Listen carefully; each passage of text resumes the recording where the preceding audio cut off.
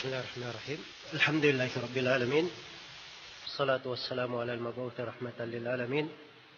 Nabiyina Muhammad wa ala alihi wa sahbihi wa man tabi'ahum bi ihsanin ila yaumiddin, amma ba'd.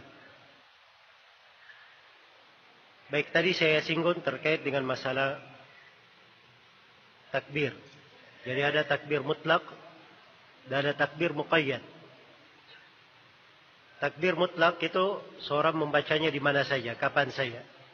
Di 10 hari pertama bulan Dzulhijjah. Dan yang kedua disebut dengan nama takbir muqayyad. Takbir yang dibaca selepas sholat 5 waktu. Dibaca selepas sholat 5 waktu. Dan ini dimulai pada tanggal 9 Dzulhijjah. Mulai dari tanggal 9 Dzulhijjah, yaitu hari Arafah, pada tanggal 9 di sholat subuh, maka setelah sholat subuh, boleh seseorang itu di masjid selepas sholat, dia memulai dulu, sebelum dia membaca dikir-dikirnya yang lain, dia bertakbir, bertahlil, dan bertahmid. Dan ini di masyarakat kita alhamdulillah berjalan sebenarnya, hanya saja berjalannya mulai tanggal 10. Mulai tanggal 10. Kalau kita melihat pada apa yang dilakukan oleh para sahabat melakukannya pada tanggal 9 Dzulhijjah. Dan ini berjalan di tengah para sahabat, tidak ada yang menyelisihi mereka. Dan ini hujjah di kalangan para ulama. Iya. Kemudian di antara dalil yang menjelaskan tentang keutamaan bulan Dzulhijjah ini, di dalam hadits Abdullah bin Qurab yang diriwayatkan oleh Imam Ahmad, Abu Daud, dan Nasai dalam As-Sunanul Kubra, Rasulullah sallallahu alaihi wasallam bersabda, "A'zamul ayyami 'inda Allahi yaumun nahr, thumma yaumul qar." Hari yang paling agung di sisi Allah adalah hari An-Nahr. Kemudian hari Al-Qar. Jadi hari yang paling agung di sisi Allah adalah hari An-Nahr. Hari An-Nahr artinya hari penyembelihan. Bahasa lainnya tanggal 10 Dzulhijjah. Idul Kurban. Itu hari Nahar namanya. Ini disebut sebagai hari Haji Akbar. Hari Haji Akbar. Iya. Ini juga ada beberapa pemahaman keliru. Ada sebagian orang memahami bahwa Haji Akbar itu kalau tanggal 10-nya bertepatan dengan hari Jumat. Ini pemahaman keliru ya. Karena memang di dalam Al-Quranul Karim hanya disebut Haji Akbar itu adalah pelaksanaan hajinya. Di pelaksanaan hajinya. Sebagaimana di dalam hadits ini disebutkan bahwa hari yang paling agung itu adalah Yaumun Nahar, hari Nahar. Thumma yaumul qar. Setelah itu yang paling utamanya, yang paling agungnya di sisi Allah adalah hari Al-Qar. Al-Qar itu hari menetapnya jemaah haji di Mina. Ini tanggal 11 Dzulhijjah. Tanggal 11 Dzulhijjah. Ya. Jadi ini sudah beberapa hadits terkait dengan 10 hari pertamanya, kemudian tanggal 11-nya. Untuk hari tasyriknya, di dalam Al-Quran di surah Al-Baqarah, Allah subhanahu wa ta'ala berfirman, "Wadhkurullaha fi ayyamin ma'dudat." Dikirlah, menyebut nama Allah pada hari-hari yang berbilang. Hari-hari yang berbilang di sini yang dimaksud adalah hari-hari tasyrik. Dan telah syah dari Nabi sallallahu alaihi wasallam di riwayat Muslim dari Nubaisyah Al-Hudali radhiyallahu anhu, Rasulullah sallallahu alaihi wasallam bersabda, "Ayyamut tasyrik ayyamu aklin wa syurbin wa dzikrin lillahi ta'ala." Hari-hari tasyrik itu adalah hari-hari makan, minum, dan berzikir kepada Allah subhanahu wa ta'ala. Iya. Maka ini dari beberapa hadits yang menjelaskan keutamaan hari-hari yang agung ini. Jadi kalau sudah diterangkan akan keutamaannya, keagungannya, dan dia adalah hari-hari yang teragung di dalam kehidupan dunia, tentunya hari-hari ini tidak diluputkan, tidak dibiarkan berlalu begitu saja. tapi dihiasi dengan ibadah. Iya, dihiasi dengan ibadah. Telah kita baca ya di dalam hadits Ibnu Abbas bahwa amalan saleh di hari-hari itu yang paling afdal, paling utama. Dan kata amalan saleh, frasa amalan saleh ini mencakup seluruh amalan saleh. Apa saja? Mau bersedekah, berinfak, ya, salat, puasa, membaca Al-Quran, berzikir, menyambung silaturahmi, berbuat baik kepada orang tua, berbakti kepada orang tua, memperbaiki hubungan yang terputus. Segala bentuk kebaikan dan amalan salih disyariatkan. Disyariatkan. Ya. Memang ada perbedaan ya dari sisi bulan Ramadan. Kalau bulan Ramadan itu para syaitan dibelenggu, sehingga seorang semangat beribadah. Ya. Manusia gampang bersemangat beribadah. Dan juga kebanyakannya di 10 hari terakhir bulan Ramadan, rata-rata orang libur. Kan begitu. Tapi ini hari-hari tasyrik, manusia sibuk. Iya. Kemudian jiwa itu, apalagi dia sudah terbiasa dengan hal-hal yang tidak ada hubungannya dengan akhirat. Kadang begitu dia mau masuk ke ladang akhirat, jiwa itu berat untuk masuk ke dalamnya. Maka di sini perlu mujahadah. Seorang perlu bersungguh-sungguh mengatur waktunya, dihidupkan malamnya dengan ibadah. Kalau di bulan Ramadan kita ada program khatam Al-Quran, maka ini di 10 hari pertama di bulan Ramadan, di bulan Dzulhijjah, hendaknya seorang itu ada target-target kapan dia khatam Al-Quran. Berapa banyak dia baca dari Al-Quran. Iya. Di antara ibadah yang dihidupkan oleh Nabi SAW, beliau berpuasa 9 hari. Berpuasa 9 hari. Dan ini telah syah dari sebagian istri Nabi SAW dalam sebuah hadits yang diriwayatkan oleh Abu Daud, bahwa Nabi SAW itu berpuasa beberapa hari, di antaranya wa tis'an min Dzulhijjah. Beliau berpuasa 9 hari di bulan Dzulhijjah. Jadi dari tanggal 1-nya sampai tanggal 9-nya sudah disyariatkan untuk apa? Berpuasa. Khususnya di tanggal 9. Ini disebut dengan nama hari apa? Hari Arafah. Hari Arafah ini di dalam hadits yang diriwayatkan oleh Imam Muslim, Rasulullah ditanya tentang puasa di hari Arafah. Kata beliau, yukaffirus sanatal madiyah wal baqiyah. Puasa hari Arafah ini menggugurkan dosa tahun yang telah lalu dan tahun yang tersisa. Iya, jadi 11 bulan sebelumnya digugurkan. Dan apa yang tersisa dari bulan Dzulhijjah digugurkan. Ini keutamaan puasa hari Arafah. 1 hari. Di tanggal 9. Dan di hari Arafah ini, Nabi SAW bersabda sebagaimana dalam hadits Abdullah bin Amr bin As, riwayat At-Tirmidzi, khairu ma qultu ana wan nabiyyuna min qabli, la ilaha illallah wahdahu la syarika lah, lahul mulku wa lahul hamdu wa huwa ala kulli syai'in qadir. Sebaik-baik yang saya ucapkan dan para nabi sebelumku mengucapkannya adalah la ilaha illallah wahdahu la syarika lah, lahul mulku wa lahul hamdu wa huwa ala kulli syai'in qadir. Dan di sebagian riwayat khairud du'a du'a'u Arafah. Sebaik-baik doa adalah doa Arafah. Iya. Karena itu di hari Arafah ini adalah hari yang paling baik seorang berdoa. Jangan dia luputkan waktu berdoa di situ. Kalau bisa sepanjang hari dia berdoa sampai matahari terbenam. Dia memohon kepada Allah Subhanahu wa ta'ala. Dan doa di Arafah itu lebih indah lagi, lebih utama lagi kalau dia sedang berada di Arafah. Di padang Arafahnya. Atau bahasa lainnya dia sedang haji.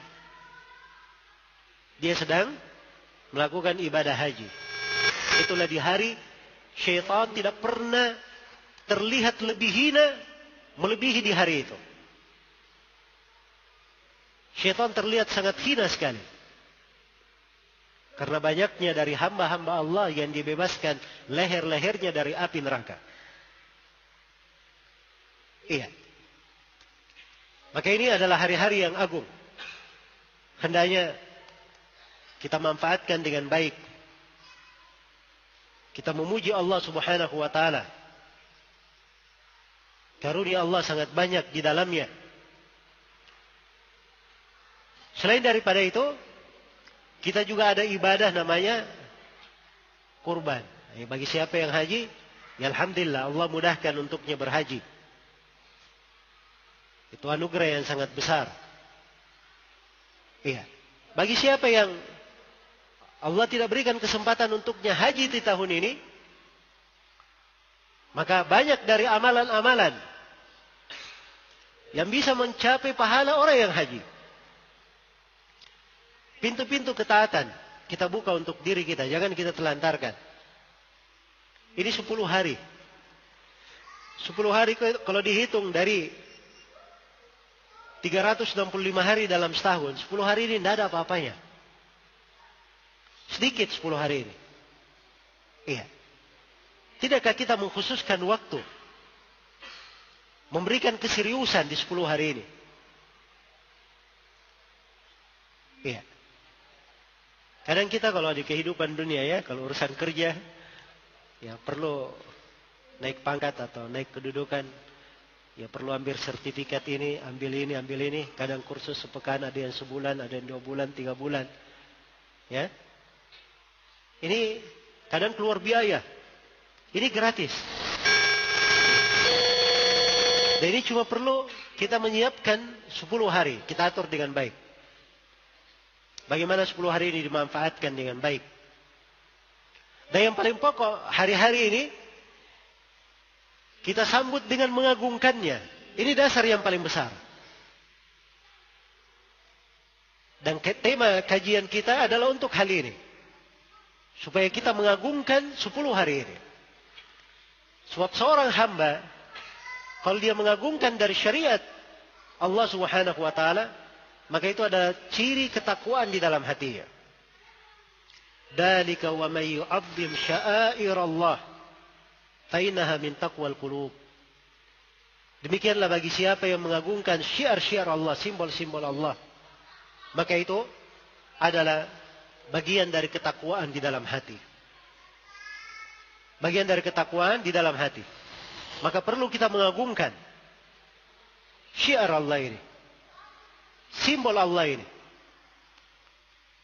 Dan di sela-sela pembahasan haji, pembahasan kurban, keutamaan tentang Dzulhijjah ini, disebutkan berbagai lambang ibadah di sana.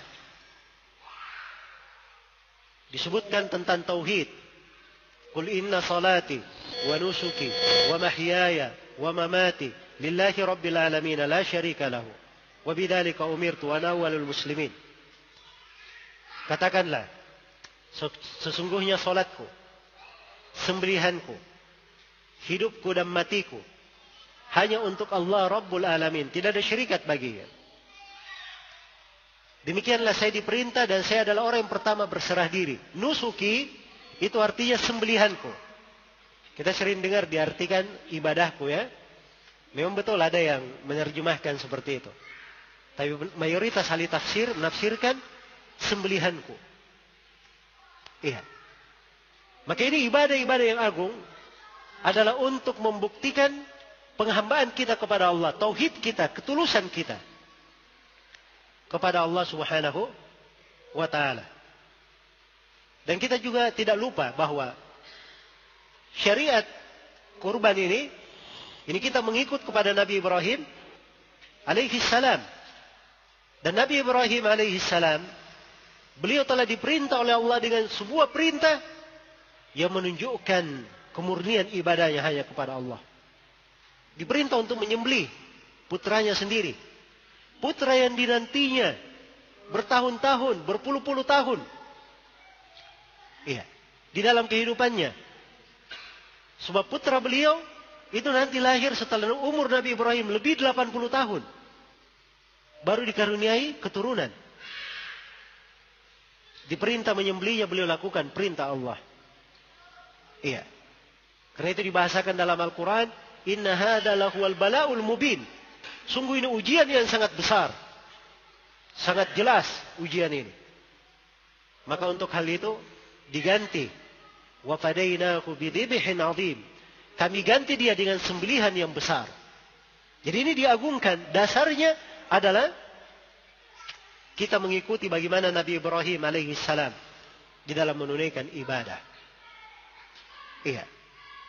Di dalam beliau memurnikan ibadahnya, ketaatannya kepada Allah Subhanahu wa taala. Juga di sela-sela pembahasan seputar kurban dikatakan la'allakum tashkurun, supaya kalian bersyukur. Karena ini memang diperlukan kesyukuran. Lambang kesyukuran seorang hamba. Syukur terhadap nikmat-nikmat Allah Subhanahu wa taala. Dan juga di dalamnya terdapat kebaikan. Lakum fiha khair, untuk kalian di dalamnya kebaikan. Untuk kalian di dalamnya kebaikan. Maka apa saja di dalam 10 hari itu, apabila dia berbuat dari ketaatan, itu adalah kebaikan untuk dirinya. Kebaikan untuk dirinya. Maka ini adalah amalan-amalan yang agung, hendaknya dipersiapkan. Hanya saja bagi siapa yang ingin berkurban, sudah mau masuk bulan Dzulhijjah, dia ingin berkurban, maka ini ada hukum yang harus diketahui. Iya, misalnya ada dari bapak-bapak dan ibu-ibu di majelis ini yang ingin berkurban misalnya, saya nanti ingin menyembelih seekor sapi, saya ingin menyembelih seekor kambing. Dia sudah berniat dari sekarang. Kalau sudah ada niat dari sekarang, maka begitu masuk bulan Dzulhijjah, tanggal pertama, tanggal 1 bulan Dzulhijjah, maka ada hukum yang harus diketahui. Diriwayatkan di dalam Sahih Al-Bukhari dari Ummu Salamah, Rasulullah sallallahu alaihi wasallam bersabda, "Idza ra'aitum hilala Dzulhijjah wa arada ahadukum an yudhhi falyumsik an sya'rihi wa afarihi." Apabila kalian melihat hilal bulan Dzulhijjah dan salah seorang dari kalian ingin berkurban, hendaknya dia tahan. Jangan dia sentuh kuku, jangan dia sentuh rambut dan kukunya. Maksudnya tidak boleh potong rambut, tidak boleh gunting kuku. Rambut apa saja? Rambut kepala, rambut mata, kumis, ketiak, ya, rambut badan, apalagi jenggot ya.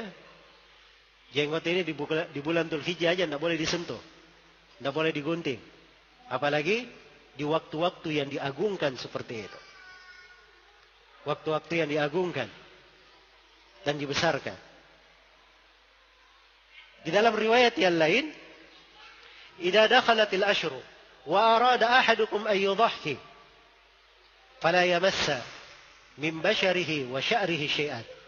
Apabila sudah masuk 10 hari pertama bulan Dzulhijjah dan salah seorang dari kalian ingin berniat untuk berkurban, jangan dia sentuh dari rambut dan kulitnya.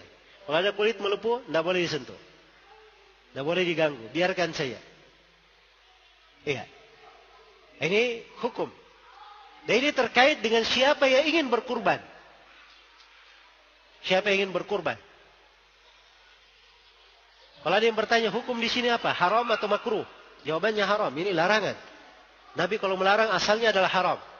Tidak boleh didekati. Baik, ada yang bertanya. Ya, kami satu rumah tangga. Ada suami, ada istri, ada anak-anak. Suami yang berkurban, tapi dia niatkan untuk istri dan anak-anaknya semuanya.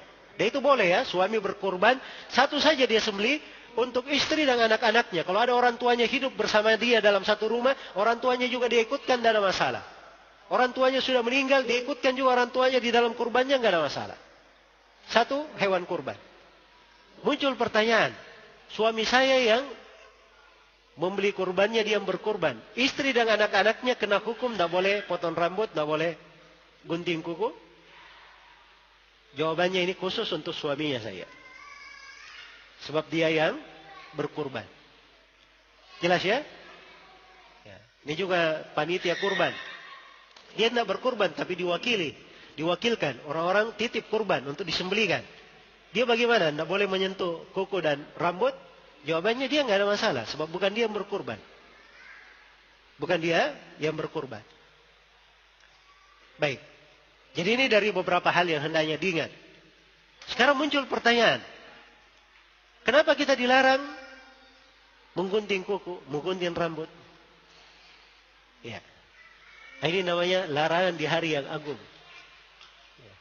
Kalau bertanya kenapa ini terlalu banyak. Kenapa? Nanti semuanya ditanya kenapa. Mulai dari sholat semuanya akan ditanya nanti. Semuanya kenapa. Ada yang diketahui hikmahnya, ada yang tidak diketahui. Di haji, karena ada 9 larangan pada saat ihram. Tidak boleh didekati. Tidak boleh dilakukan. Di bulan Ramadan kita tidak boleh makan, tidak boleh minum, tidak boleh melakukan hubungan suami istri. Di dalam sholat tidak boleh berbicara. Tidak boleh berucap kecuali bacaan sholat. Kan begitu? Ini ada pendidikan besar. Cuman kita banyak lalai. Ya. Kita dididik waktu tertentu harus begini. Tidak boleh dekati yang lain. Masuk bulan Dzulhijjah begini. Tidak boleh bikin begini. Sedang ihram lakukan begini. Tinggalkan ini dan ini dan ini. Supaya itu menjadi pendidikan untuk kita. Kita terbiasa menjalankan ketaatan, terbiasa meninggalkan yang dilarang.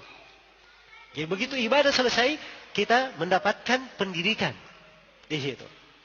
Karena itu kalau sholatnya tidak berubah-ubah, ya, ini berarti sholat tidak bermanfaat. Karena faidah sholat, inna sholata tanha anil fahsya'i wal munkar. Sungguhnya sholat itu melarang, mencegah dari kekejian dan kemungkaran. Maka sholat ini mendidik dia. Mendidik dia di atas kebaikan dan ketaatan. Iya. Maka ini beberapa pembahasan terkait dengan ibadah di bulan Dzulhijjah. Dan dia adalah hal yang sangat berharga. Lebih daripada mutiara yang sangat mahal. Iya.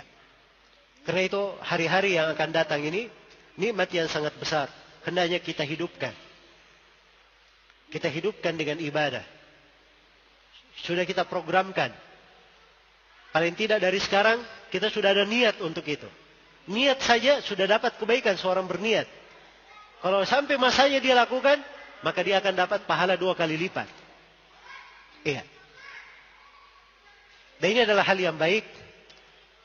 Kajian kita di masjid ini dengan tema ini menunjukkan keseriusan dan penghargaan terhadap nikmat Allah. Sebab seorang sebelum masuk di dalam ibadah, dia bersiap dulu. Mempelajari ilmunya. Mempelajari ketentuan dan hukum-hukumnya. Mudah-mudahan apa yang kita bahas dan kita kaji di pertemuan singkat ini ada manfaatnya untuk seluruh hadirin. Dan saya mohon maaf atas segala macam kekurangan. Wallahu ta'ala alam.